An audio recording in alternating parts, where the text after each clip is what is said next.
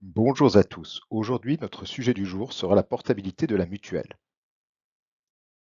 La portabilité d'une mutuelle, c'est le droit pour un salarié de continuer à bénéficier gratuitement de la complémentaire santé collective de son entreprise après la fin de son contrat de travail.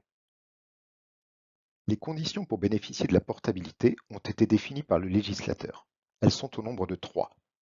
Avoir adhéré à la mutuelle d'entreprise pendant son contrat, la rupture du contrat ne doit pas être liée à une faute lourde, et enfin, le salarié doit être éligible à l'assurance chômage.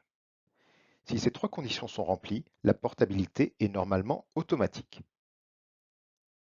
La portabilité commence à la date de fin du contrat. La durée de la portabilité d'une mutuelle dépend de deux facteurs principaux.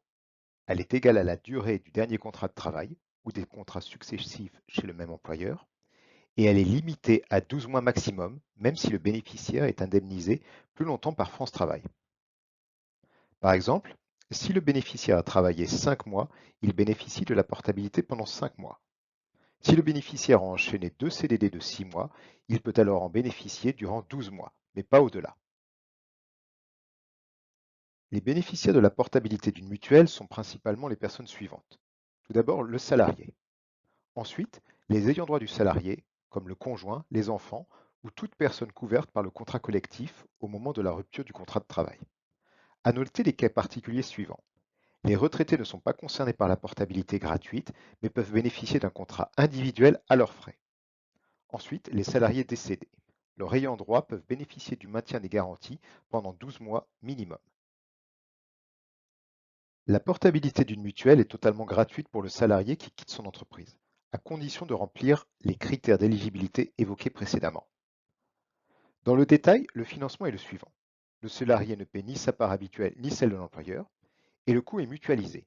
Il est pris en charge par les salariés encore en poste et l'employeur via les cotisations du contrat collectif. Les garanties santé restent identiques à celles dont bénéficiait le salarié avant son départ. La portabilité de la mutuelle prend fin de manière automatique ou anticipée. En cas de fin automatique, à l'expiration de la durée maximale, soit 12 mois après la fin du contrat de travail, même si le bénéficiaire est encore au chômage. À la fin de l'indemnisation chômage, si le bénéficiaire n'est plus indemnisé par France Travail, alors la portabilité cesse.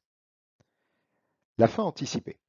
Cela peut arriver dans le cas d'une reprise d'un emploi avec une nouvelle mutuelle obligatoire, de départ à la retraite ou perception d'une rente invalidité, et enfin de la demande volontaire de résiliation pour souscrire une mutuelle individuelle. Une fois cette période terminée, l'assureur doit proposer un contrat individuel, mais cette fois payant. Le bénéficiaire dispose alors de 6 mois pour l'accepter.